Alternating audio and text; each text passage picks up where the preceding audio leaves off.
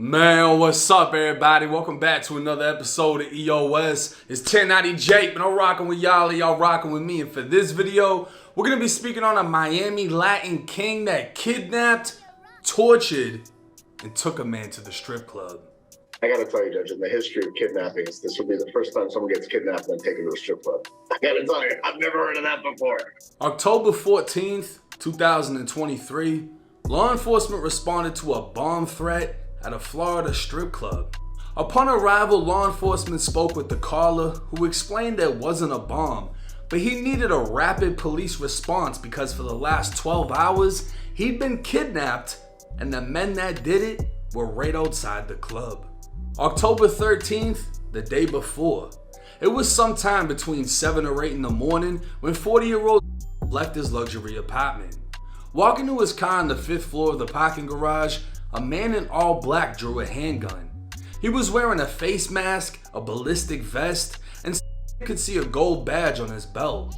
Who he thought was a cop forced him towards a white Dodge Charger with dark tinted windows and a police light.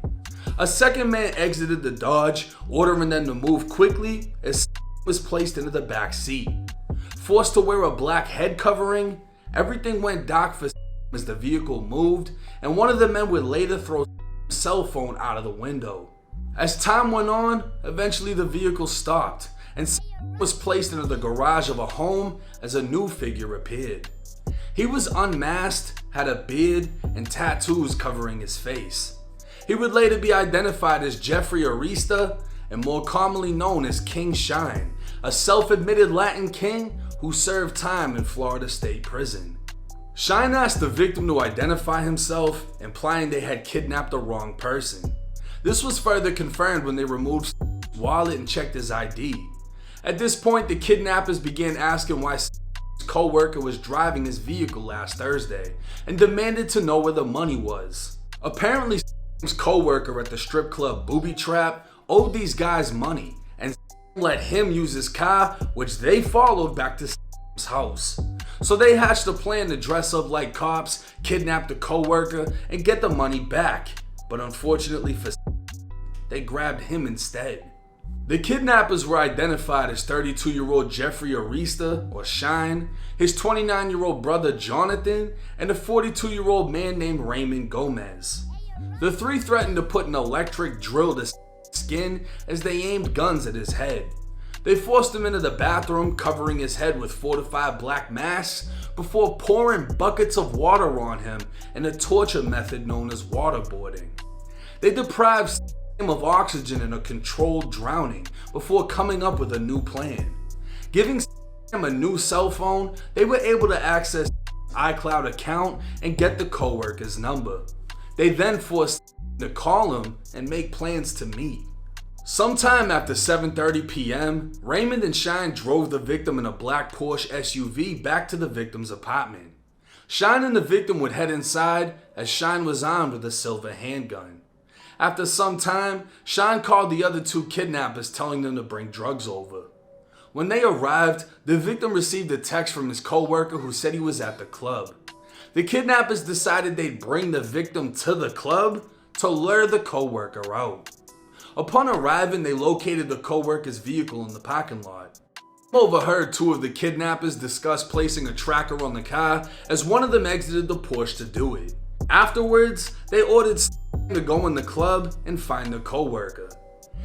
Would enter the club, and for the first time in 12 hours, he was not under the control of 3 armed kidnappers. He'd find the co-worker just like they instructed him to do, but instead of setting his co-worker up, he told him everything, and shortly after they called the police telling them there's a bomb threat so they'd get to the club as fast as possible. Law enforcement would arrive just after 2 a.m. and as spoke with an officer, he saw Shine in the distance, appearing to record him with a cell phone.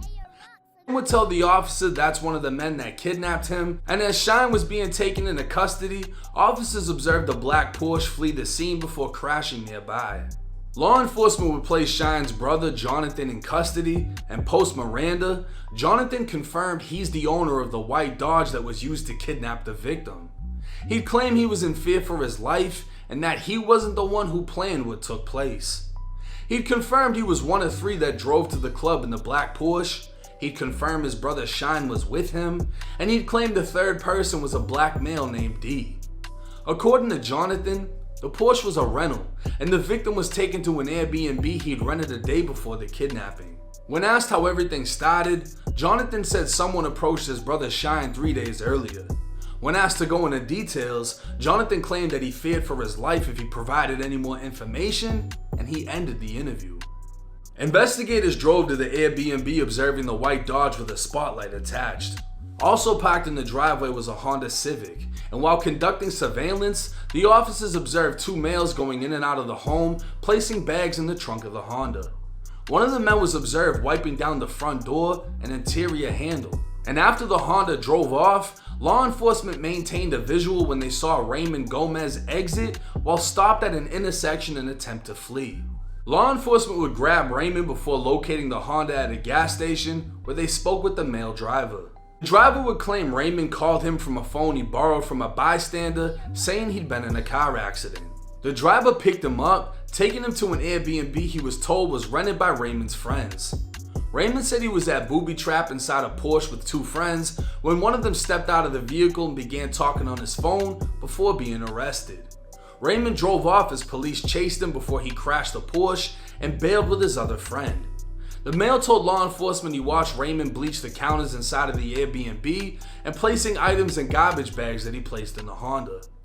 Investigators would interview Raymond Gomez, who post Miranda admitted that he, King Shine, and Jonathan kidnapped the victim. He claimed they did it for an unknown person who spoke with King Shine over the phone. Raymond claimed he didn't know the person's identity, but told investigators the object was to kidnap the co-worker over him owing money, and in exchange, Raymond expected to be paid. He admitted after they kidnapped the victim they realized they'd got the wrong man. Raymond said Shine and his brother were the ones who waterboarded the victim and threatened him with guns, a yellow electric drill, and even tasers, and Raymond would go as far as saying he felt bad for the victim. He drove Shine and the victim to the victim's apartment before driving back to pick up Jonathan, and once all of them relaxed after the failed torture session, they planned to lure the co-worker out of the club. Raymond admitted as soon as law enforcement arrived he fled, and when he got to the Airbnb he began removing clothes, drugs, and the drill before his arrest. He confirmed to investigators they'd used two firearms in the kidnapping. While King Shine was inside of an interview room waiting to be interviewed by a detective, he became enraged and started kicking the chair, causing the wheel to break and come off. He'd lay down and kick under the desk, breaking a piece of wood before being transported to the Broward County Jail. With a list of violent charges for all three men, the biggest surprise in this case would come when the feds decided to step in. All three men would be indicted on charges of conspiracy to kidnap, kidnapping, attempted kidnapping, and King Shine would face an additional count of possession of a firearm by a convicted felon. For conspiracy to kidnap and kidnapping, the three men face up to a life sentence. For attempted kidnapping, they face up to 20 years, and for possession of a firearm by a convicted felon, King Shine faces up to an additional 15. South Florida's top lawyers Bradford Cohen and Saam Zagana can be seen in court as Saam makes a humorous statement. While in court, one of the attorneys for one of the brothers seemed to joke about the kidnapping. I gotta tell you, Judge, in the history of kidnappings, this will be the first time someone gets kidnapped and then taken to a strip club. I gotta tell you, I've never heard of that before. These are the lawyers that have represented rappers Kodak Black, LPB Pootie, Polo G, Pooh Shiesty, the list goes on. Somehow King Shine and his co-defendants have been able to retain the lawyers, but unfortunately, this is a Fed case. Not only do the feds hold a high conviction rate as they tend to only pick up what they can convict on, 2 out of 3 co-defendants already admitted to everything and placed blame on King Shine. Shine has been depicted as the man who organized the kidnapping after being allegedly hired by an unknown person. Shine would then allegedly recruit 2 others, one of which was his own brother who essentially told on him. Then the other man admitted to everything, claiming Shine and his brother did all the torturing while he was feeling bad for the victim. The feds will use these confessions to their advantage as they offer plea deals to the co-defendants while targeting Shine and the mysterious man who gave them the job. And as the lawyer said, this may go down in history as the first time a man was kidnapped and brought to a strip club. Now, if you're one of my early subscribers, and by early I mean before like 250,000 subscribers, you'll remember when I was doing prison content, the prison genre, and a lot of the older guys, and King Shine was a part of that community. He had a channel, but it never really went anywhere for him. It was never something that he seemed to be taken seriously. But he's done a few different interviews. He put his name out there as someone that did time in the Florida Department of Corrections. He's a self-admitted Latin king. And damn, he fucked up. This is a Fed case. You can say what you want to. You can pray all you want to. The feds don't pick anything up they're not going to get a conviction on. And their high conviction rate really comes from people playing out. The fact that Shine's two co-defendants, one of which is his own brother, they already threw him under the bus and told on him, they're going to get the plea deals. Shine, if he doesn't get a ridiculous plea deal, like, hey, sign on for 30 years, he's going to have to take it to trial. He'll most likely end up with a life sentence. Sorry to say. Not really. I'm not sorry. I'm not going to sugarcoat it. I'm not going to act like it isn't what it is. He's got a few counts that go up to a life sentence. One that carries 20, one that carries 15. The amount of evidence in this case is fucking retarded. And his two co-defendants are flat out saying, yeah, it's him.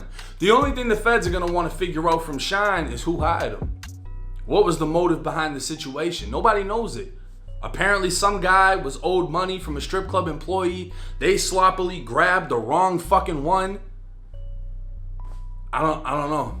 I don't know what to say. I mean, I can't even think of what a defense would be for this. And then the fact that they sent dude in the club to go lure the other guy out, like he's not just gonna call 911, like the club doesn't have their own armed security. He goes in the club, and instead of them just leaving, the police arrive at the scene, and Shine is allegedly recording the dude talking to the police. So dude's like, yeah, I just got kidnapped for 12 hours. Matter of fact, that's him right there. He's still here. There's the car. Go get him. And the police just bag everybody. I don't know what the fuck the defense would be for this case. They literally have the best lawyers in Florida, but this is a Fed case. This isn't a state case. King Shine is already a convicted felon. He just beat a life sentence because he got into a fucking robbery over a Nintendo or some other dumbass shit. He just got out for that like months ago. And now he's facing this. Not everybody wants to be free. Not everybody took advantage of the opportunity that we got from Lockdown 23-1 when he brought us onto his platform to share our story. People became interested. A lot of us started channels. Some people went in different directions, decided to stay in the streets. And this is the outcome for that. I don't feel sorry. You know what I mean? I stuck to this shit. I saw a better opportunity with doing YouTube. This is where I'm at now. But hey, drop y'all's thoughts in the comment section. I want to know what y'all think about this case. What do y'all think is going to happen? It's 1090 Jake. I'm rocking with y'all, and y'all rocking with me. Till next time.